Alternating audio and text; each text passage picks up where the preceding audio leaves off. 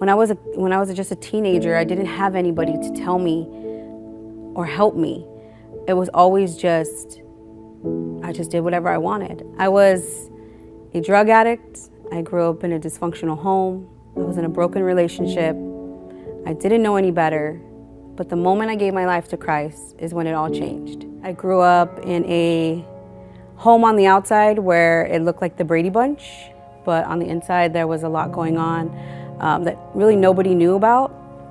Things that as a child you shouldn't see.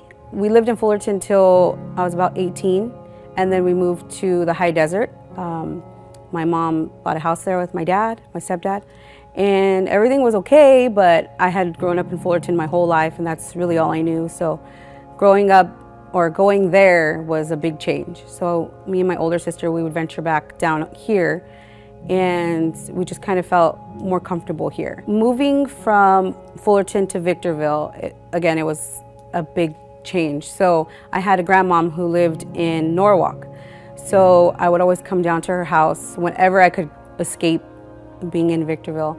And I had two cousins that we were as thick as thieves. And we started to just run the streets of Norwalk and just be all kinds of crazy. At the age of 15, my cousin introduced me to meth. I remember walking into her bedroom one day, and her and a friend of ours, we were smoking it. And I had asked her, you know, well, what are you doing? And she had said, well, it's just, it's meth. And I had no idea at the time what that was. I had been exposed to, you know, marijuana and beer and stuff like that, but never anything hard like that. And I had asked her, what does it do to you? And she said, nothing, it just gives you energy. You should try it. And being curious as I was a very rebellious teenager, so this is just like something else that I was gonna do, I was gonna try. And I tried it and immediately was hooked. It was like the best feeling that I had had. It was an escape from things that I was going through, and I just wanted more. And so I kept doing it. But because I was young and I still live with my parents, I couldn't do it as often as I would like. So I would hide it, and I would sneak out sometimes and, you know, hide it in my closet and be up for hours of the night, and nobody knew because I would be hiding it, or in my bathroom, like letting the steam fill the bathroom so nobody knew what I was doing. And from the age of 15 to like 24, I was addicted heavily to meth. For a good solid year, I smoked crack, which I mean, it is like the most embarrassing thing for me to even say. But I just remember being in a room with a bunch of drug addicts and thinking to myself, how did I get here? How did I get here? I grew up, and my life as a teenager and as a child wasn't the greatest, but I had a very privileged life. I got everything that I wanted. My mom worked really hard, you know, to give us everything that we wanted. I lived in Fullerton, one of the nicest neighborhoods in Fullerton. I didn't know any of this stuff. I wasn't exposed to it. So I thought to myself, how did I end up here? How did I get here? And I just remember seeing everybody fighting over drugs, you know, and I thought to myself, like, I don't want to do that anymore. But it didn't stop me from doing it. I just knew that inside of me something was crying out, like, I don't want to do this anymore. And I just remember being in LA at 2 o'clock in the morning, driving around, being in clubs that I shouldn't even be in, and just thinking like, this is my life. This is who I am. You know, I had no relationship with my family, no relationship with my sisters. I could really care less about anybody at that point. It was all about me. It was all about the next high. And I remember driving in my car several times, getting high in my car while I'm driving. And cops were everywhere. And I thought like, okay, I'm going to get caught. I'm going to go to jail. And it never happened. I remember putting myself in positions where I could have been taken advantage of, or I could have died. Seeing people overdosing in places and really having no emotion towards those people at all. Because I was so high, I didn't understand like the severity of it. I just thought, whatever, that's their thing. I was this rebellious teenager that had a lot of anger and just a lot of resentment towards my parents for things that I saw, things that I went through, things as a child, you know, you shouldn't see. And so my escape was to defy my mother and do everything that I could to make her feel what I was feeling. And wow, that's the first time I ever said that. And that was where I wanted to do it. I wanted to drink. I wanted to make her feel bad. And sorry. So that was my escape. And then from the time I met John to probably so I met John at 19. And again, we were just terrible. He was worse off than I was, and together we were terrible. So from 19 to about 23, 24-ish, we ran amok. We just did whatever we wanted, drugs, beer, going out, spending money. And it was reckless. It was super reckless. We would spend his income tax. We would get super high and then say, let's go to Pachanga and blow your income tax. And we would. It was just a reckless life. One day we're at John's softball game. And after, he came to me and he said, I'm tired. I don't want to do drugs anymore. And I was shocked because we had been doing it for years. And I wasn't ready to quit. I didn't want to. I told him, you could do whatever you want, but I'm not going to do it. I'm not following you. I still want to do drugs. And he told me, if you don't quit, then we will not be together. Being in a relationship with somebody for so long, that was really all I knew at that point. So I was just like, okay, I'm on board. Fine, let's do it. And it took us 2 weeks of hell to get clean. 2 weeks of fighting, 2 weeks of yelling at each other, 2 weeks of sweating and dying inside because we were so addicted. But once that was done, the drugs, it turned to alcohol. We moved out together. We had an apartment together. We ended up getting married. And in our first year of marriage was hell. I did not want to be married. I wanted to get an annulment. He was always drunk. Even if he had to go to work, he was hungover.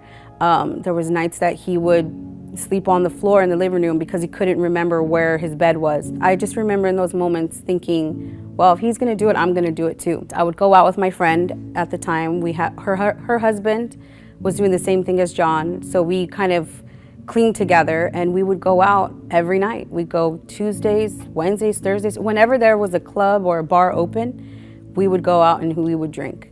And if he didn't care, I didn't care. It was like that for a year, a full, ugly year, to the point of where I was finally done.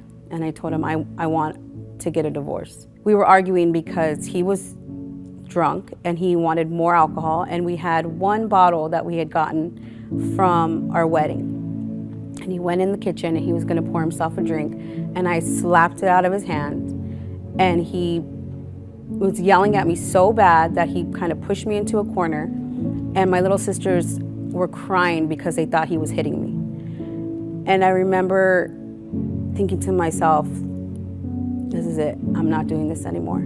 I'm done. I want to be done completely with him. I want to be done completely with drinking. I want to be done with this life.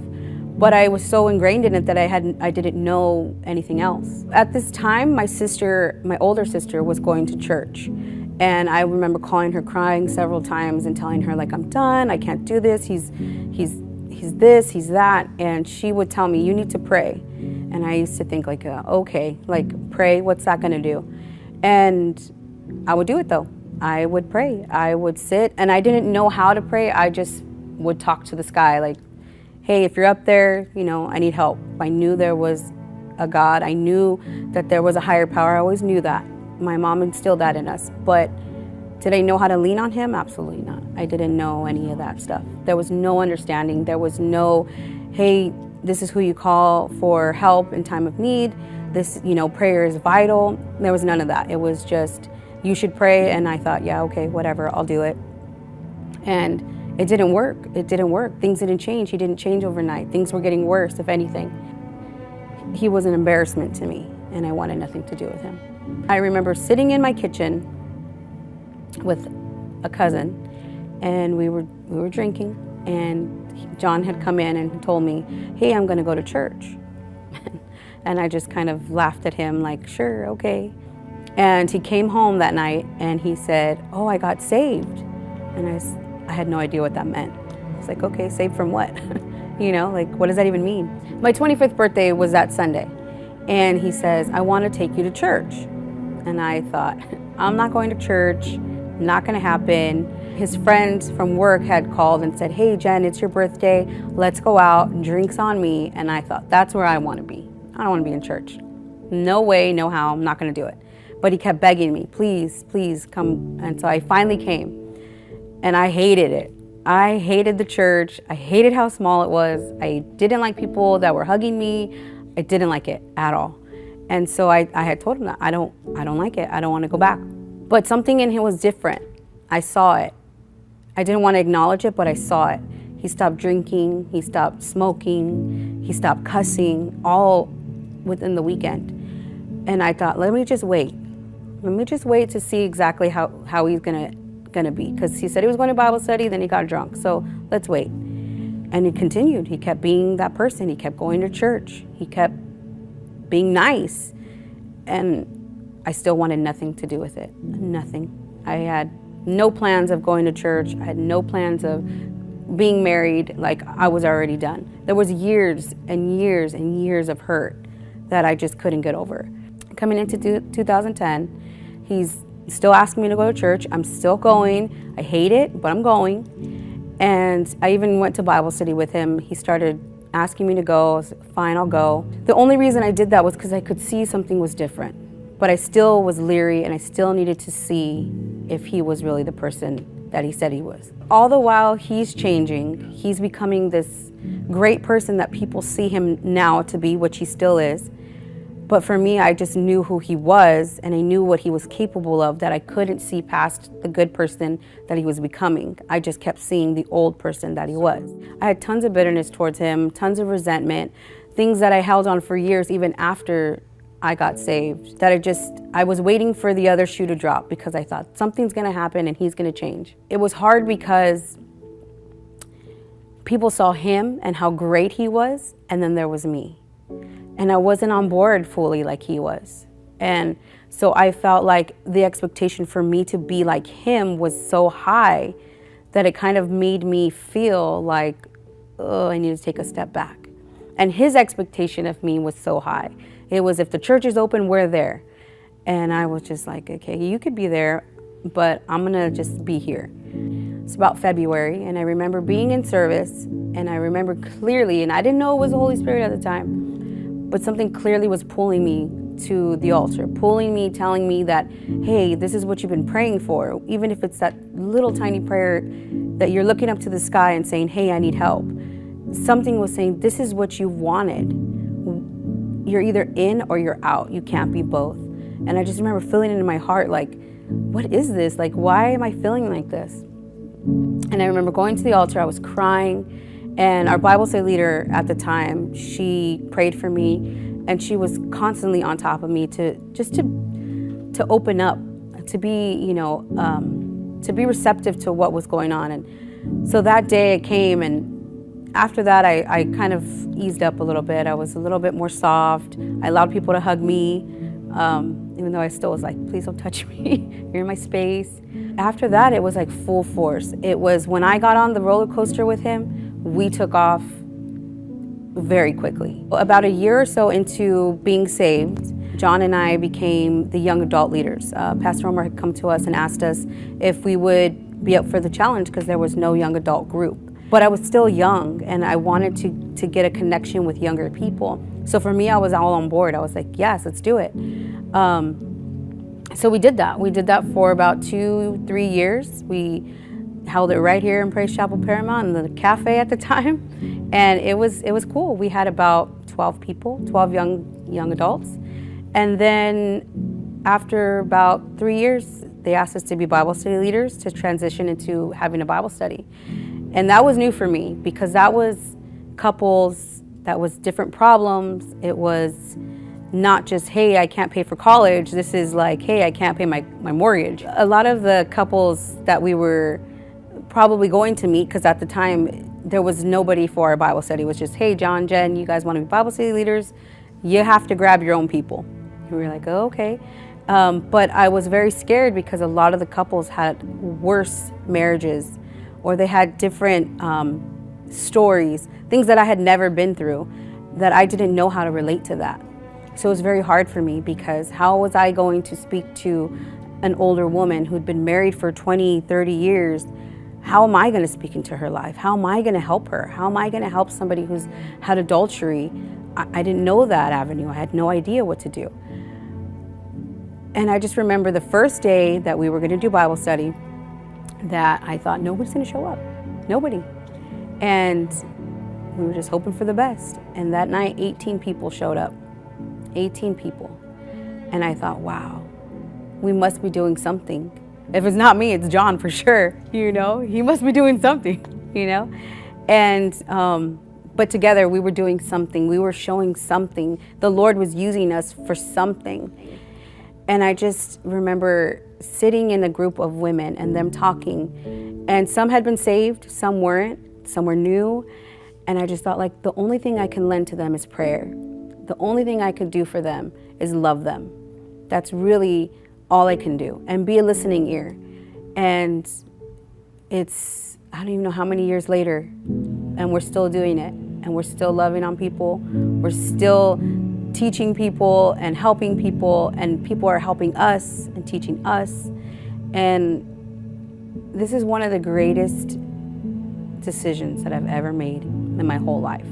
I've done a lot of bad things. I've done things I am not proud of. I've hurt a lot of people in my past. And I know that the Lord forgives.